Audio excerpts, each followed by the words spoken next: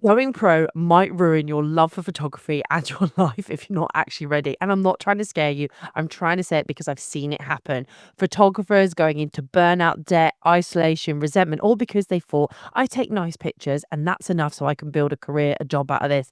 And if you're listening to this and you're saying, should I turn my business or turn my hobby into a business?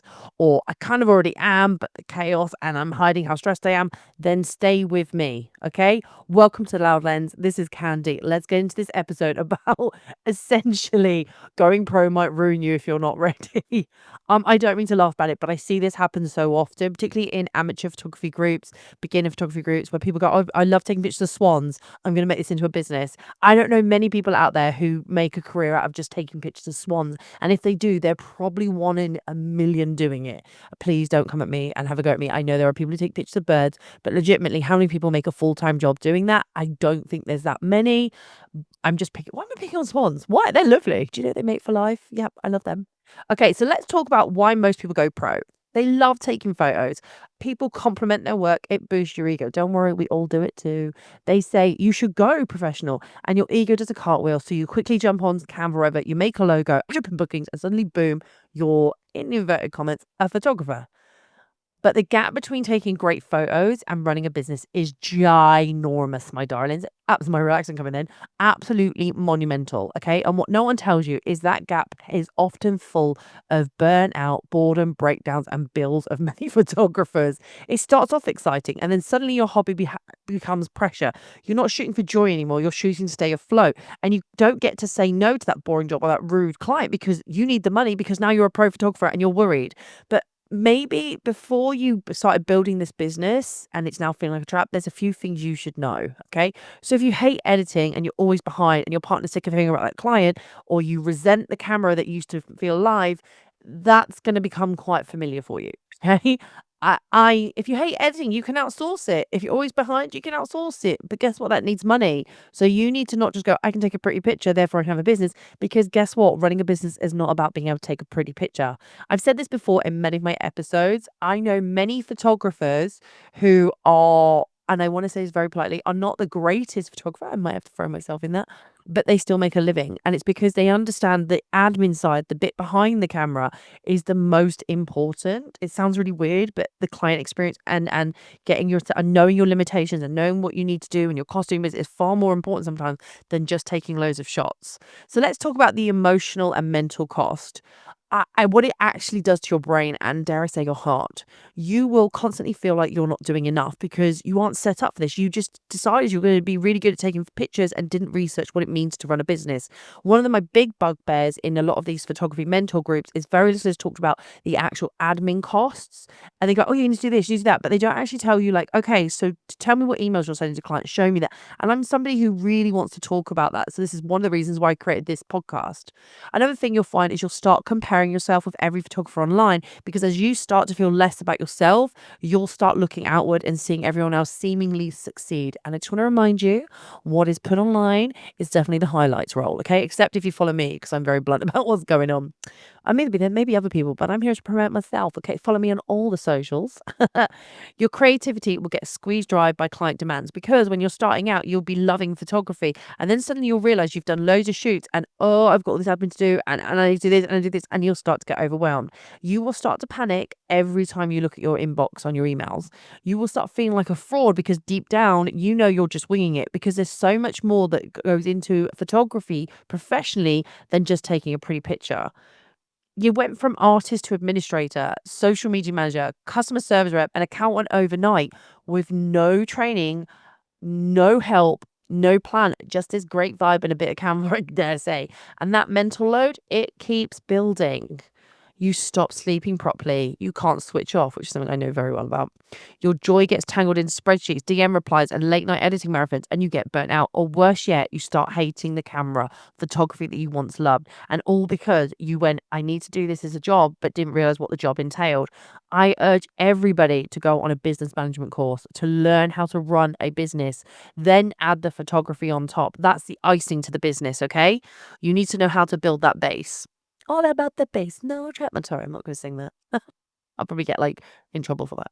Okay, so going pro doesn't just mess with your head, it messes with your life. And I I cannot tell you enough about this. Now, for a start, when you first out, I can guarantee you will undercharge. Very few overcharge, but loads of you will undercharge. You'll also overspend because you think you need to buy all this stuff. You won't register for tax. I've seen many a pro photographer, supposedly pro in these beginner groups, going, "Oh my God, I've got this HMRC now that," and I'm like, "Oh, did you not register?" And they're like, "Well, why would I? I'm not earning enough money." Register now, my love. As soon as you decide to go pro, register now. You've got 3 months in the UK, I think it is. Check me on that. And people are still not doing it. I know people who are a year into their photography business who have not registered with HMRC. They will get hit with a bill, and it is not a nice bill. People will be living invoice to invoice, and even if they do send an invoice, I know a photographer who literally just expects people to pay cash on the day. I wonder if that's because they're not tax registered, but they are waiting for that money. And if that person doesn't pay, they've got no money. Like I said it before, this is not affiliated with them. Studio Ninja, it does everything for me, automates, sends reminders, everything. I do not understand how there are photographers amongst us who think that they can wing it. Okay. There is so much legality when it comes to running a business, particularly in the UK. Another thing that I think gets affected, and I know because I've had this a few times, your relationships. You will, if you are not running your business effectively and properly, you will never really feel off. You will always feel like you're working. You'll miss time with family. You're glued to your phone, and your partner and loved ones and children. I hate to say it, and I'm not mum shaming or dad shaming here. They get what's left over because you will be running around like crazy. Now, you'll also have this issue. Now, I'm going to trigger this with control, coercive control, violence. So I had a partner who told me I had to choose between running my photography business or being with him because he didn't want me photographing men. I obviously am an adult and chose the right choice with my photography. But I will say there will be issues with in relationships if you do not have these conversations. I hate that this even exists, but I did not know that this was a problem for my partner until they started realizing what my job was entailed. And I remember him driving 2.5 hours, I think it was, to come shout at me because I photographed a blokey.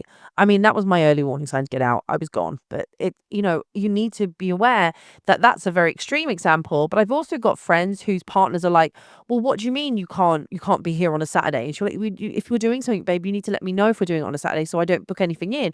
Or, "Well, I need you to do this for me." Well, I'm on a shoot, or I'm at home work. The big one is I'm working at home editing, and someone will think, because I'm at home, I can ditch what I'm doing. I can walk the dog.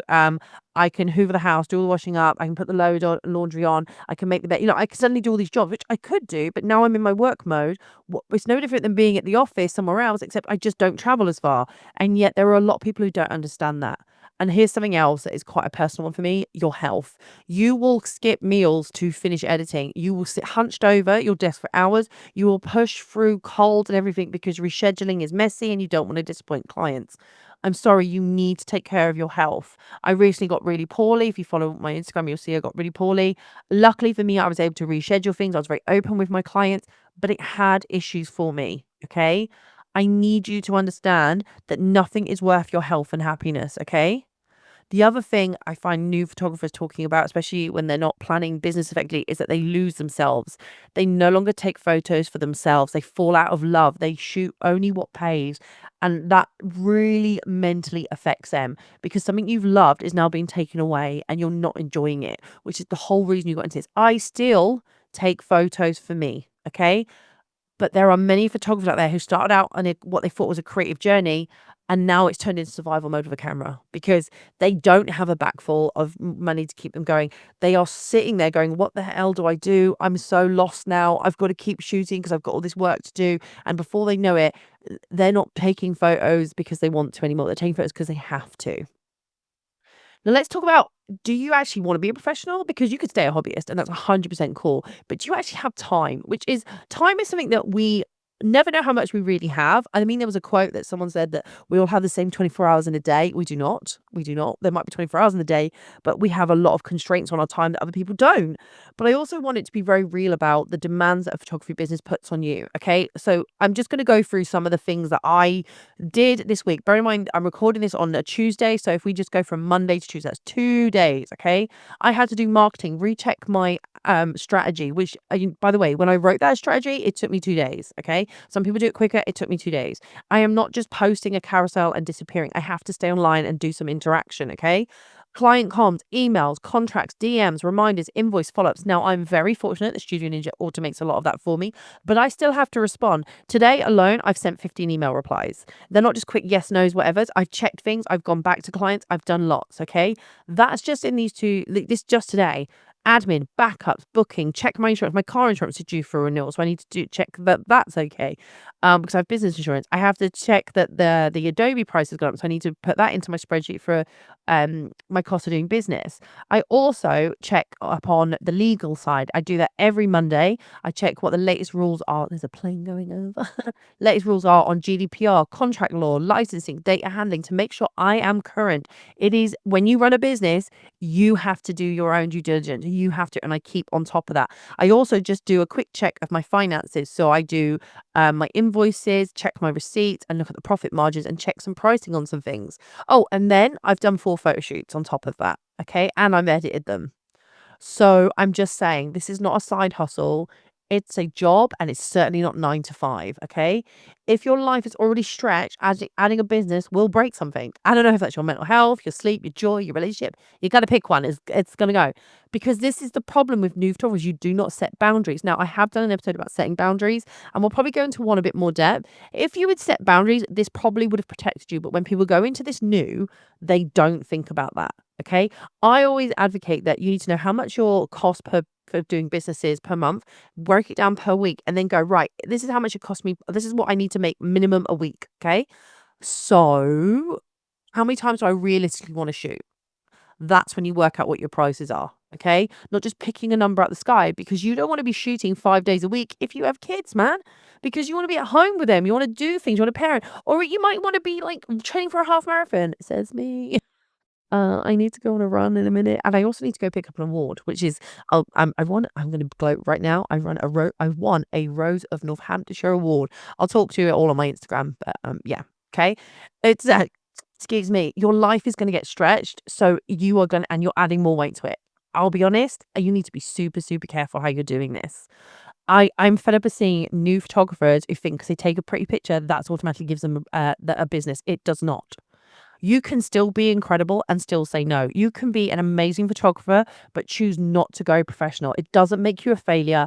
It makes you smart. You understand that you just don't have the time for this. You get to protect your joy. You can keep photography as a sacred space and not offer it as a service. You don't have to justify your talent with income, and that's something that's really important. And you don't owe anyone your creativity. If you love this craft, you're already doing enough. And you don't have to prove it by turning it into a business. But if you are going to do it, let's do it right. So if you're sat here thinking, okay, I still want to do this, I'm jumping in, Khandie, fully. That's brilliant. But let's not half-ass this, okay? So start off with, okay, you can take pretty pictures. Right, put the camera down. We're going to talk about this. And I do many videos of this on my YouTube. So if you prefer, go check out my YouTube, Khandie Photography on there. There's loads of videos on this, okay? But briefly, you're going to get the legal side. This is aimed at the UK, guys, okay? So you're going to register with HMRC. No, they're not scary, okay? Do not fall foul of HMRC. Go get it. Go get the right insurance. I use Policy B. Apparently, if you mention Khandie Photography, I don't know what you get. Someone said you get chocolate bees. I don't know. But there are many people out there, many insurance companies. The ones I prefer is just Policy B. It's a personal choice. You are going to look at real contracts. And before you go to meet Khandie, I don't know where to find one. Google. Oh my God, imagine if you use Google. You can also join societies like the British Institute of Professional Photographers, which I'm going to just say now, I've just been announced as their new ambassador. I'm not endorsing them in this, they haven't asked me to endorse them in this podcast, but these societies, the SWPP, the Royal Society of Professional Photographers, all that, they actually have resources where you can see contracts and you can use those contracts, okay? You are going to learn about GDPR because if you photograph people, it is covered by GDPR. And I mean, I don't care if they're in public. You still have to know about GDPR. And you're going to set boundaries. You're going to schedule downtime. And you're going to build a client process that doesn't make you cry. There's a reason I use Studio Ninja. There are many other client softwares available, but I love the interface Studio Ninja. I love the fact I can automate it. I can personalize it. I can have my own photos, my own little logos. I love it. I don't want to work harder because I want to keep the passion of photography going. So I take the heavy lifting of my admin off me and pay for a service that does it. And it is a good good value. By the way, I do think if you go on my link on the page of this Spotify, or if you're watching on YouTube, there is actually a full like link tree somewhere that you can see all my discount codes. Okay. You don't have to use them, but I do think it's really good. If you're going to try and use them, get them cheaper or some sort of discount in some other way. You don't need to make it harder by pretending you've got passion, okay? Because passion won't fix burnout. Passion won't save your marriage. Passion won't pay your tax bills. A bit harsh, like it won't save your marriage, but passion isn't enough to make it a business. You can have passion to start the business, but to keep going, it's a lot more, okay? It's a lot more. I get that you want to run this as a business, okay? And you think it's a great idea and you're going to go off, but I think the social media has definitely rose tinted what it means to have a business, and there are a lot of people out there who run it and then like set up a business and then don't run it. I am done with going into bridal groups and seeing the amount of people who've been ghosted by the photographer, or the work's not good, or they haven't done this. Ask brides going, "Oh my God, I haven't got my images back. What was in your contract? I didn't have a contract." What photographer's operating without a contract? Not a good one. Okay, I don't care what anyone says, not a good one, because they protect you as much as your client. I see people who go mad that like in these groups because their photographer has told them that in order to get a certain image, they have to pay this much, and the client's gone, but that wasn't in any documentation. Why are you not setting yourself up properly? Okay, I get people going, "Oh my God, what's your day rate? I'm struggling. What's my day rate?" Your day rate is unique to you. I don't want to. I don't know. You could have a guide price, sure. Want to have a look at everyone, but your day rate is not the same as a day rate photographer in Inverness who has no overheads because they don't have a studio, compared to one in London who has a massive studio.